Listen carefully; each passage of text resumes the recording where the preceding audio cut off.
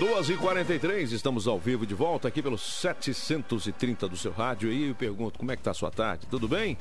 Tudo legal? Então cadê aquele sorriso? Vem pra cá, ó, junto o ouvidinho no radinho, vamos juntos até as 4. Eu sou o Clésio Honorato e você segue com a tarde nossa. E olha, são 2h43, nós vamos agora para uma entrevista com o chefe e fundador do Laboratório de Patologia Neuromuscular, e ele também, que é professor adjunto de Patologia Cirúrgica da Universidade Federal de São Paulo, a Unifesp, está comigo ao vivo, direto pela linha telefônica, o Dr. Benny Schmidt. Boa tarde, Dr. Benny. Boa tarde, Clésio. É um prazer falarmos com o senhor aqui ao vivo para todo Uberaba e toda a região, mais de 100 cidades, onde chega o nosso sinal forte aqui da Rádio JM e também pela internet, no jmonline.com.br. Dr. Benny, eu gostaria de saber do senhor o seguinte: vamos falar um pouquinho sobre esclerose múltipla, né? Que é um assunto que agora virou tema de novela em horário nobre da principal rede de TV do Brasil.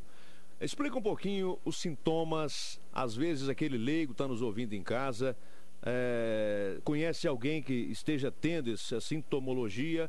O que é a esclerose múltipla e os seus sintomas, doutor Benny? Muito boa tarde a todos os rádio ouvintes aí de Uberaba. Eu vou tentar falar numa linguagem bastante acessível, né, Clésio?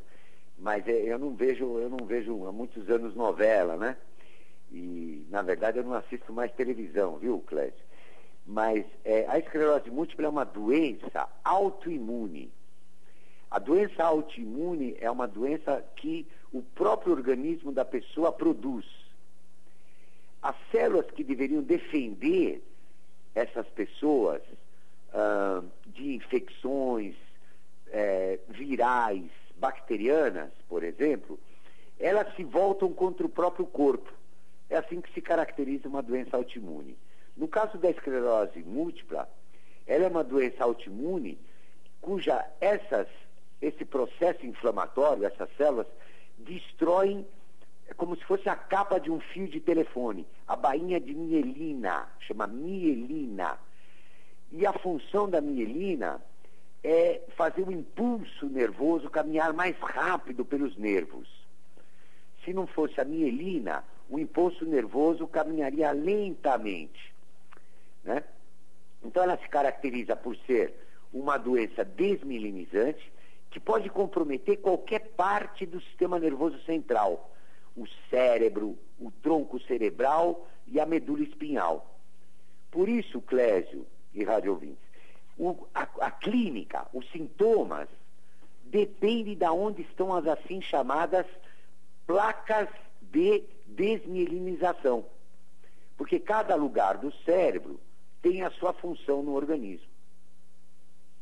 Muito bem, tá aí, a gente tendo uma aula aqui, ao meu lado a Vânia Guarato, esclerose múltipla, né? E geralmente, doutor Benny, o senhor traçou aí mais ou menos um quadro, né, do que é a esclerose, mas a pessoa que está nos ouvindo leiga, ela, para ter situação de como funciona os primeiros sintomas, o que é que caracterizam os primeiros sintomas, então, aí da chamada esclerose, quando começa a surgir no organismo de algum indivíduo, doutor Benny? Então, Clésio, conforme a gente acabou de dizer, como essas placas podem estar localizadas em qualquer lugar do sistema nervoso central, os sintomas variam muito. Mas vamos falar aquilo que é mais frequente: fraqueza muscular, paralisia muscular nos surtos, porque é uma doença que se caracteriza por ter surtos de paralisia, né, em alguma região do corpo, né, e espasticidade, quer dizer, endurecimento de algumas regiões musculares. E um pouquinho não, né? E a quarta coisa mais frequente, a gente poderia dizer que seria alterações na visão. Mas eu acho que a principal, a literatura diz que a principal característica é a fraqueza muscular, né? Uma fraqueza muscular que pode começar por um surto de paralisia, ou que pode ser insidiosa, né? Ou começar devagarzinho. Agora, Clésio, se você me permitir, eu vou dizer o que é mais importante, o que é uma novidade, e que eu gostaria de começar a deixar a mensagem, que é a seguinte: normalmente a medicina, no mundo inteiro, na literatura, trata a esclerose múltipla medicamentosamente, com os remédios de última linha. Porém, a esclerose múltipla acomete, na grande, enorme maioria dos casos, em pessoas com depressão, com melancolia.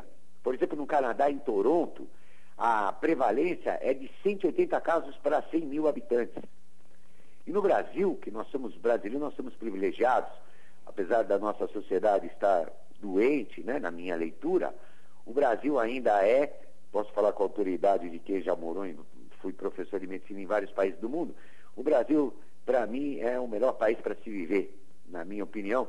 Muito sol, muita vida, muita alegria. Então o Brasil tem um casinho, pode ter só um caso em 100 mil pessoas. Então essa doença está relacionada ao estado emocional das pessoas. Então, a grande crítica que eu faço, isso agora é uma opinião pessoal e não da literatura, Clésio, é que todo mundo que tem esclerose múltipla, além da medicação, que é importante, obviamente, ela deveria ser seguida por um terapeuta, um psicólogo. Essa pessoa precisaria se resolver, perdoar os outros, ou talvez, muitas vezes, perdoar a si mesma. Eu só acredito na estabilização de um paciente com esclerose múltipla, ou se algum dia a gente puder falar na cura de um determinado paciente com esclerose múltipla, quando essa pessoa estiver feliz, estiver com alegria de viver, estiver tendo prazer de aproveitar a vida, esse momento que a gente Inclusive, doutor Beni, por coincidência, hoje, dia 19, sexta-feira, é o dia do perdão, né? Coincidentemente. Você vê que a gente não combinou isso, né, Cléber? Não foi nada combinado, né? Nada combinado. Mas isso é muito importante, sabe, Cléber? Porque eu vejo, não só no Brasil, como no mundo inteiro, a indústria farmacêutica, por exemplo, o Copaxone, as injeções são dolorosas, né? É difícil para o paciente ser submetido a esse tratamento, e a medicina vem se desumanizando, sabe, Clésio? O Brasil, eu acho o médico brasileiro o melhor médico do mundo. Porque o melhor médico não é aquele que estudou mais ou que sabe mais medicina, viu, Clésio? O melhor médico, para mim, é o médico mais humanista possível. Humanista, né? Então, mais próximo do paciente. Perdão, Clésio, o médico brasileiro é ainda o único lugar no mundo onde um paciente não é uma senha, não é um número, né? Existem centenas de colegas meus que a gente tem orgulho e prazer de visitar o seu consultório. Às vezes a gente está doente, Clésio, e ir ao consultório, além de resolver o nosso problema, é também um momento de prazer. Muito bem, doutor Beni. Doutor Beni, a esclerose múltipla não pode ser considerada uma forma de câncer, não é? De maneira alguma, Clésio, porque o câncer... Eu estou perguntando isso, doutor Beni, porque os cânceres podem surgir também através de uma depressão profunda, de doenças relacionadas à alma, como, por exemplo, o estresse, né, a tensão, enfim. Que bom, Clésio, bom que você falou isso, porque na civilização grega era melhor que a nossa, viu, Clésio? E os gregos diziam sempre que quem ama não adoece. E hoje a prevalência, a incidência de câncer no mundo só tende a aumentar justamente por causa da condição humana. Nós temos problemas não só na sociedade brasileira, como nas sociedades do mundo inteiro. Você vê o drama dos imigrantes, né, que está acontecendo, dos imigrantes que estão acontecendo no mundo inteiro, né? Então a gente vive num momento que não é muito bom da nossa civilização, né? E isso gera um aumento na incidência das neoplasias, né? Com certeza. Perdão, desculpa te interromper, Clésio, o que você queria me perguntar? Não, eu gostaria de correlacionar as doenças todas, não só aí no caso a esclerose múltipla, né? Como também todas as demais doenças de todos os tipos, né, com o nosso estado emocional, né, doutor Beni? Perfeitamente. Por exemplo, toda doença autoimune tem relação com o nosso estado emocional, né? Lúpus eritematoso sistêmico, esclerodermia, artrite reumatoide, poliarterite nodosa, polimiosite, dermatomiosite, enfim, a gente poderia passar a tarde inteira aqui falando nomes de doenças autoimunes. O que acontece é que eu acho que, na minha opinião pessoal, novamente, não é da literatura, é que nós precisamos fazer uma revolução filosófica do ser humano no planeta. O homem nasceu para viver, Clésio, de Rádio Ouvido. Parece que o homem se esqueceu que nasceu para viver. O homem não nasceu para sofrer. E a gente tem que resgatar a alegria de viver, né? Se você me permitir, eu vou fazer uma crítica à mídia agora, logicamente que não a você, Clésio, diretamente, e logicamente que nenhuma mídia em específico. Mas a mídia tem que ajudar um pouco, sabe, Clésio? Porque é difícil para as pessoas acordarem, pegarem um jornal e só ver notícias tristes no jornal inteiro. Ou, por exemplo, um pai que perdeu um filho, vir um repórter e perguntar o que o pai está sentindo minutos depois que o filho morreu. Isso é diminuir, é ridicularizar o sentimento humano de amor, né, de pai para filho. A mídia tinha que também ter uma revolução filosófica de trazer um cientista, eu sou um humilde cientista, de trazer mais cientistas para falar, de trazer pessoas que querem construir alguma coisa para os nossos filhos, para os nossos netos, né, Clésio? Eu acho que a mídia poderia... Olha, Clésio, eu não sei se você está lembrado daquela coisa do balde de gelo, né? Sim. Ela arrecadou tanto dinheiro para uma doença tão difícil que é a esclerose lateral amiotrófica, né? Se a televisão e as rádios dedicassem 1 minuto do seu tempo... As coisas boas, né, doutor Ben? Não é verdade, Clésio? Inclusive...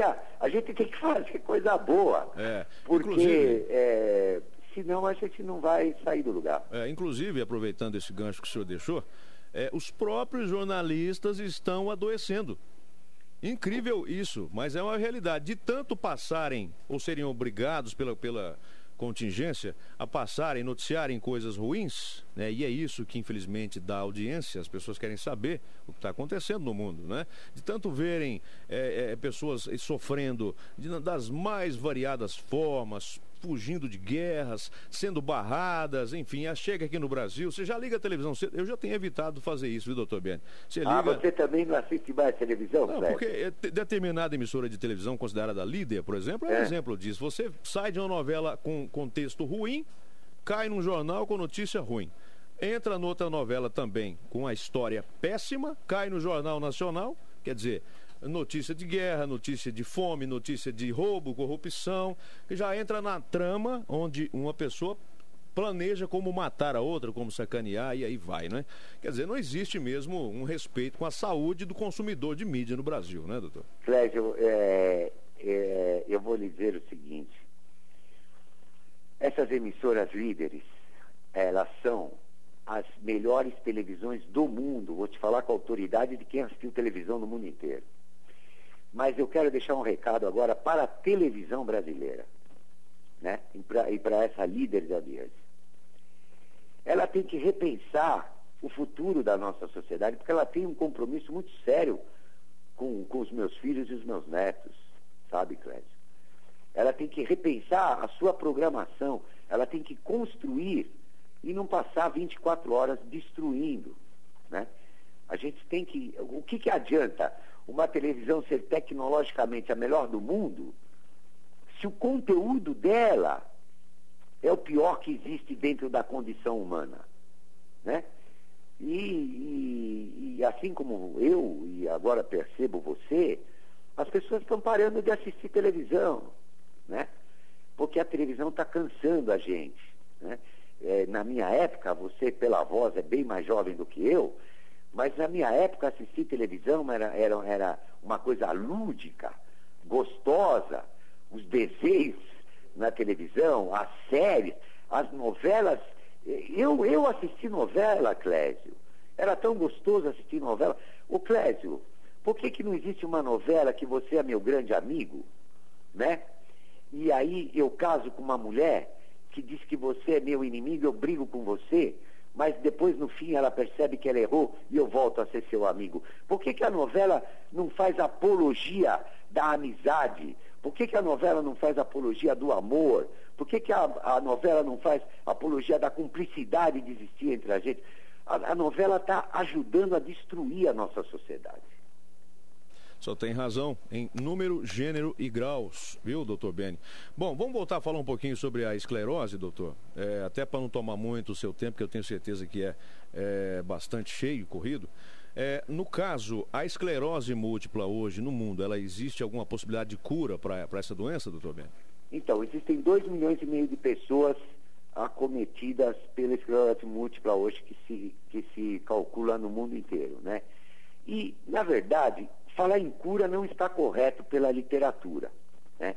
A literatura não admite falar que a pessoa está curada de esclerose múltipla. Mas eu acredito na cura sim, viu, Clésio?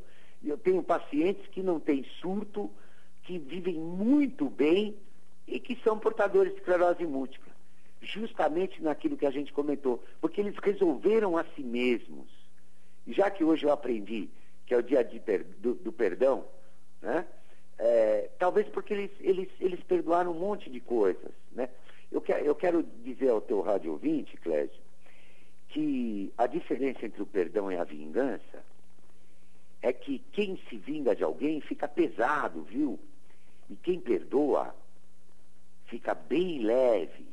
A vida parece bem mais gostosa para aquelas pessoas que conseguem perdoar. Pode ser que aí esteja o grande segredo das doenças autoimunes. E os médicos têm que aprender a respeitar os outros profissionais da área da saúde, respeitar as fonoaudiólogas, respeitar os psicólogos, respeitar os terapeutas, né?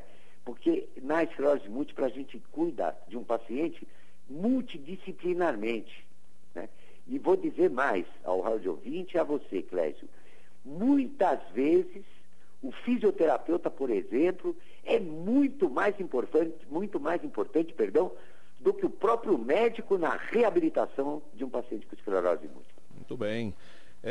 Doutor Beni Schmidt, as maneiras de se evitar a doença, eu acredito que o senhor já tenha discorrido alguma coisa sobre elas, Mas né? posso só falar uma frase? Pois não, fica à vontade. Pergunta para mim, qual é a maneira de se evitar a esclerose múltipla? Qual é, doutor Beni? É a gente lutando pela felicidade da gente. Né? Uma pessoa que luta para ser feliz, a vida é uma luta. Ela com certeza está lutando para não adoecer e para não ter esclerose múltipla. É verdade. E a esclerose, doutor Beni, ela de alguma maneira limita a vida daquele paciente que está sendo tratado? Limita muito, porque grande parte dos pacientes cursam para cadeira de rodas, tornam-se cadeirantes, né? Pela espasticidade, muitos deles cursam com perda da visão. É uma doença, não chega a ser uma doença tão terrível como a ELA, né, esclerose lateral amiotrófica, mas é uma doença que leva à incapacidade quando ela é mal manuseada, né? Quando ela é mal manuseada, ela atinge 2 vezes mais as mulheres. 2 vezes mais as mulheres? Em torno de 20 a 40 anos, então mulheres jovens, né? E está intimamente ligada ao padrão emocional, né? Conforme eu disse, no Canadá, Clésio, o sol não aparece durante muito tempo durante o ano, né? É verdade. E quando não há luz solar, o ser humano tende a ficar mais triste. Eu morei muitos anos em Paris, por exemplo. Sim. E eu me lembro de dias em que eu ficava numa extrema fossa e que nada estava acontecendo de ruim na minha vida. Eu estava na fossa simplesmente porque quando eu olhava para o céu, eu não podia nem ver ou observar nenhum raio de luz solar. Que coisa. Né? É verdade. E no caso, doutor, existem avanços já da medicina para tratamento, para combate aí da esclerose múltipla. Hoje no mundo, no Brasil, nós temos acesso a esses avanços? O Brasil, principalmente, agora eu vou falar bem da Escola Paulista de Medicina, a neurologia da Escola Paulista de Medicina é padrão internacional, né, de tratamento e que acompanha a literatura lado a lado, né, está sempre up to date, né, sempre atualizada, e a indústria farmacêutica investe uma fortuna para novos medicamentos, né? E hoje nós temos medicamentos que, segundo a literatura, que esparçam os surtos, deixam os surtos mais leves, né? E a gente tem que confiar na ciência, né? A ciência a função da ciência é melhorar a qualidade de vida das pessoas. Para isso que existe a ciência, para isso que existe o cientista, né? Aliás, um cientista, Clésio, é um homem obcecado pela verdade. Por isso que, infelizmente, tem poucos cientistas na política brasileira, né? Sem dúvida, sem dúvida. O cientista é um homem obcecado pela verdade. E a gente tem que confiar na ciência, né? Porque ela tem que estar ligada à nossa qualidade de vida. E a indústria investe pesado. Eu só sinto que quando eu leio a literatura, eu vejo pouca referência às psicólogas, né? Aos terapeutas. E conforme a gente disse hoje aqui na entrevista, eles são fundamentais, né? Eu não sei, não conheço qual é a artista ou qual é o artista, eu não sei nem se é homem ou se é mulher o artista que está cometido de esclerose múltipla na novela, mas a novela, por exemplo, poderia aproveitar a nossa entrevista, Clésio, né, para fazer uma apologia da importância desses profissionais, né? Justamente, é um bom aproveitar gancho. Uma novela para fazer o bem. Para fazer o bem. E não só ficar vendendo, não é verdade? Folhetim. Doutor, uma última pergunta. O ator em questão que o senhor citou é o Alexandre Nero, que viveu o Comendador numa novela recente, né? E agora está totalmente transfigurado nesse novo papel dele. E já está sentindo aí as agrúrias dos primeiros sintomas aí da esclerose múltipla, né? De vez em quando ele desmaia, aquela coisa toda. Bom, eu gostaria de, para terminar aqui, doutor, já liberando o senhor, de perguntar o seguinte: a idade da pessoa, ela pesa, assim, quanto mais avançada a idade da mulher, do homem? O senhor disse que a mulher tem ocorrências em maior número. A idade pesa, doutor? Nesse caso não, Clésio, porque essa é uma doença que começa na idade de adulto jovem, né?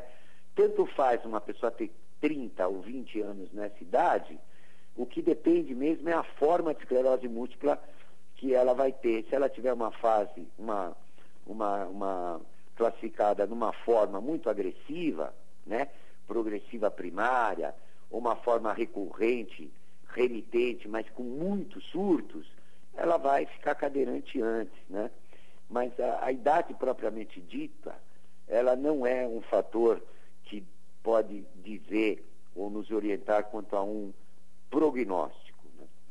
Muito bem. Doutor Biani, eu gostaria de convidar o senhor para vir, quando vir a Uberaba, à Rádio JM, para estar conosco pessoalmente, para a gente poder conhecer o senhor pessoalmente.